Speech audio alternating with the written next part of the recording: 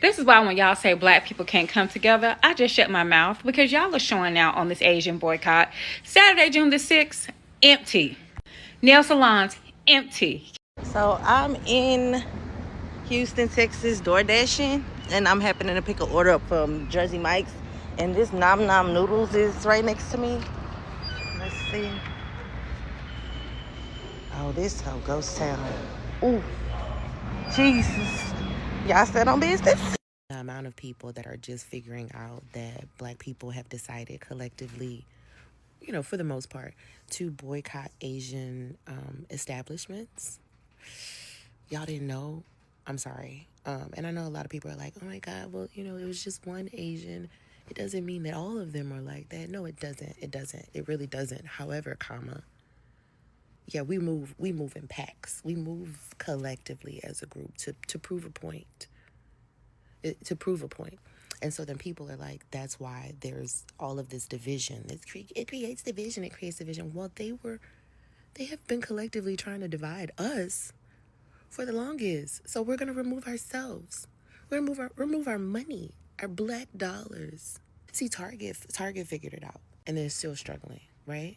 And then the Caucasians and the Alabaster disasters were like, yeah, we don't like Target either, right? And that's where change happens. That's where change happens, because it also forces those other businesses and the Asian businesses to look and step outside of themselves to see if there is any, and there is, and that's the reality of it. So I won't talk about the fact that my nail tech is African American and has been for a very long time. I'm aware of disparities, and I have discernment. I just have discernment about the people around me and the people that I want around me. So yeah. Asians are getting mad at black people because black people don't want to support their businesses anymore, and it's very ridiculous. Instead of getting mad at us, do better. Anytime I see a video of a black person going to an Asian business, there's always some racism, majority of the time. I'm not saying all of them are racist, but majority of them are racist. Why are you guys mad at us? Why don't y'all support each other? Sure, we shouldn't divide ourselves. Oh, why are we dividing ourselves? But there's only so much us black people could do when y'all don't like us. For literally exist. I saw this person saying black people don't like Asians. Black people being glazing Asians. Y'all are the ones that be worshiping the white people and start hating us for no reason. Hi guys, welcome back to the channel. My name is Christine and thank you so much for tuning in. The boycott is working and Asian stores are empty. So in this episode we are going to be looking at reactions of black Americans on the empty Asian stores. So this is exactly what happens when black Americans unite and decide to boycott after being taken for granted. They deserve their respect. So I got these videos that I lined up for you. I want us to watch them together, and then thereafter I'll be back so that we can talk about them.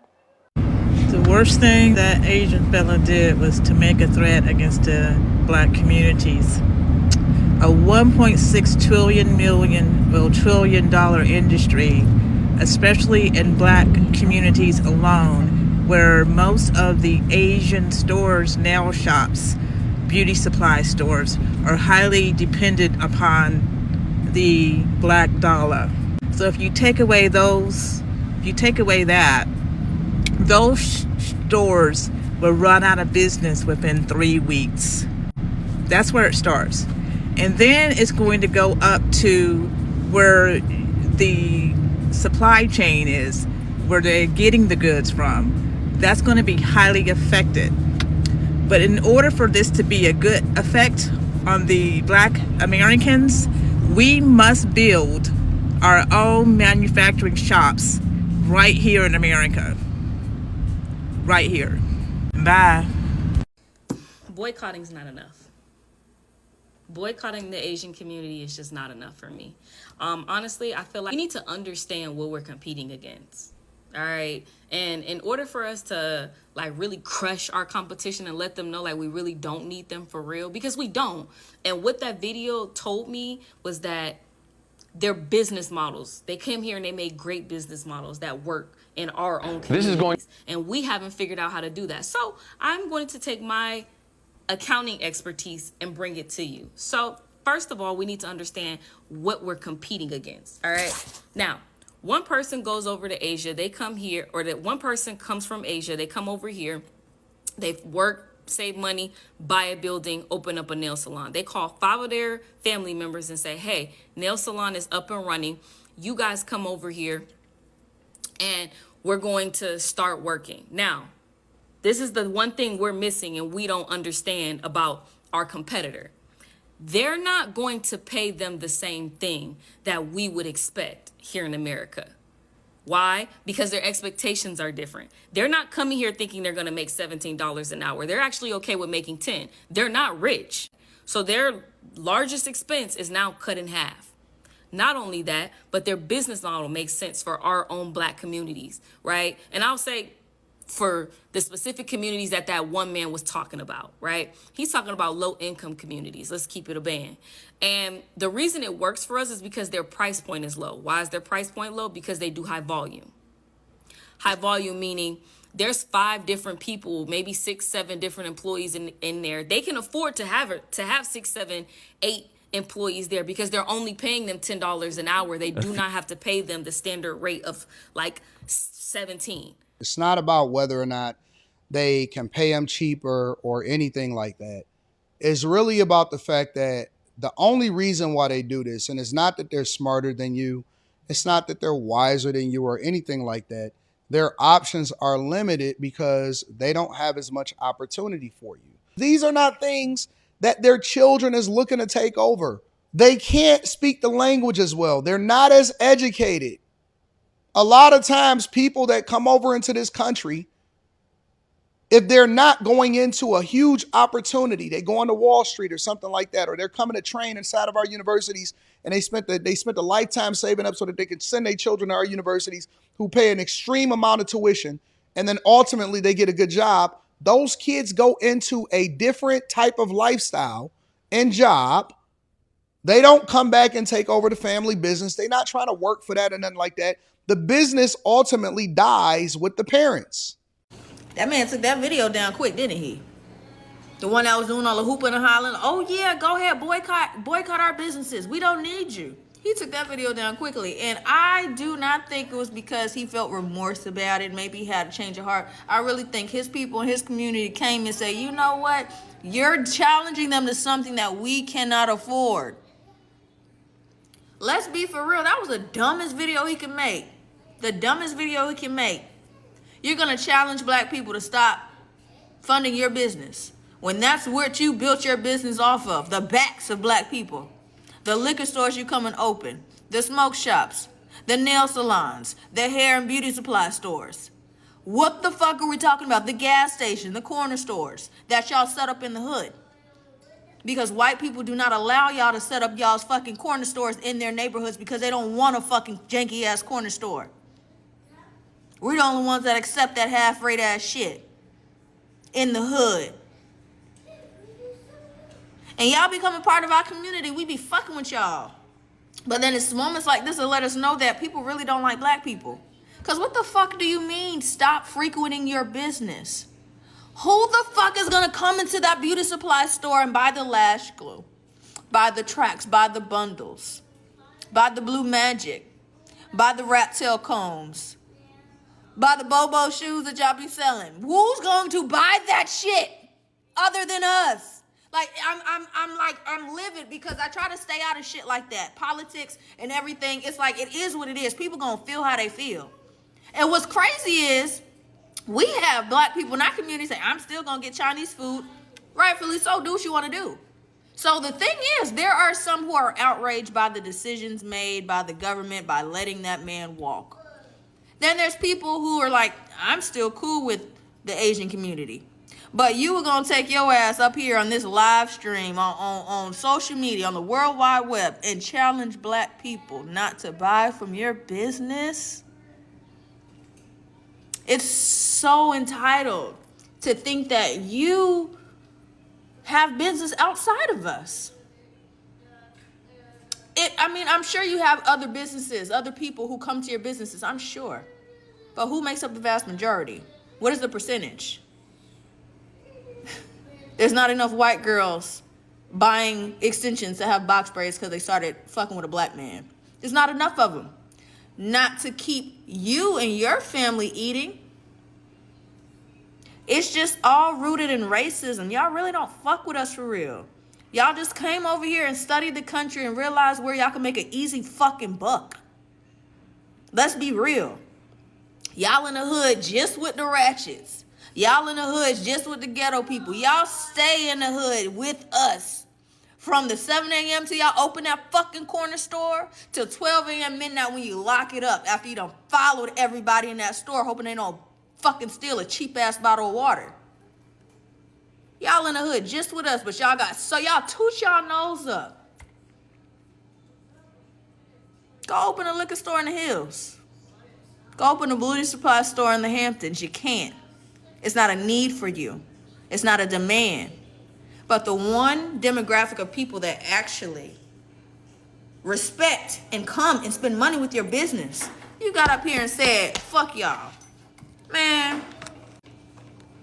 I just passed by a boycott of an Asian hair store here in Houston.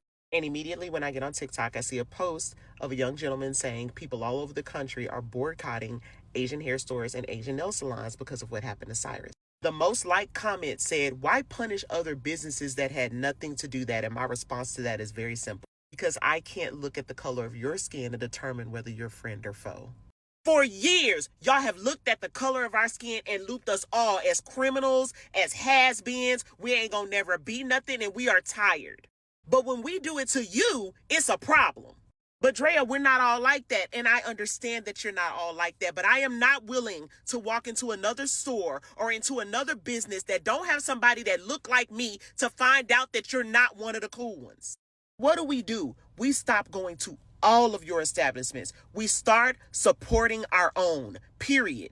I'm about to start putting together a series of Black Wall Street Zooms that is free, that is for everybody in the Black community that can come and start learning about resources in your area for you to support your own people. And I know that there's an app out there that you can go to. I'm not talking about no app. I'm talking about real conversations, real people that you can connect to in your area. And while a lot of people from the Asian community have been showing their true colors lately about this boycott against them, I got to thinking, I ain't never seen y'all at Mama Lucy's over there in Miami. I ain't never seen y'all at Sunday's Eatery in Miami Gardens. I ain't never seen y'all at Sister Sarah's Crab House over there in Fort Lauderdale. I ain't never seen y'all at Shisha, the one in Hollywood or the one in Lauderhill. I ain't never seen y'all at the Dutch Pot or Donna's Caribbean Restaurant. And these are all popular Black-owned places down here in South Florida that I frequented one too many times. And I ain't never seen y'all there. So while y'all upset that we're no longer going to be patronizing y'all businesses, it seems like y'all ain't been patronizing ours from the beginning. Meaning this has always been a one-sided thing from the beginning. And now y'all upset because the one side is about to take their side back when y'all haven't been on our side to begin with. Oh well. I'm gonna say this, man, but this Asian boycott should be permanent. There shouldn't be no 2-month trend and then we back buying their bullshit like we did with H&M, we did with Target and all of these stores. This should be permanent. These people has been disrespecting Black people for the longest time. This is not new. They've been doing it. There has been shooting Black child in their head. There has been shooting Black child in their back. This is not their first rodeo. They've been doing it. You feel me? They take the most from the Black community when you really think about it. Most of the stores is set up in the Black community. Most of the store. All over the fucking world, if you really think about it. In Africa, they're there. In Jamaica, they're there. They're everywhere. Leeching. Acting as if they're doing Black people some type of service by selling plastic rice, selling clothes that will fucking burn you, that will fucking get you sick, give you cancer, selling hair product that will give you cancer. So they do sell Black people the bottom of the barrel when it comes to product. They don't sell Black people the good shit. They sell Black people the fucked up shit. And they purposely sabotage Black businesses. They make sure to sell Black businesses the stuff at a higher price. So whenever Black people try to sell it back to other Black people, they can't afford it. So they end up have to come back to the Chinaman to buy it because they do it on purpose. They've been doing this shit, man. So this boycott should be permanent. This shouldn't be no temporary fix. This should be a permanent fix. This also going to highlight more Black businesses. One, this will help Black people health even more because they be selling plastic rice. That ain't good for your health. They be selling jankro, fucking jankro, pigeon, disguised as chicken. They be selling fucking all kind of bullshit disguised as food. So black people should take this as a lesson and take this as a blessing in disguise, man. Use this opportunity to uplift, promote black businesses, and move better from here. Welcome back. So this clearly shows the power of black Americans, and Asians are learning the hard way. Now their stores are empty and they are making massive losses. They are begging black Americans to end the boycott. Thank you for watching. Let me know what you think about this episode down in the comment section. Don't forget to subscribe, like, and share.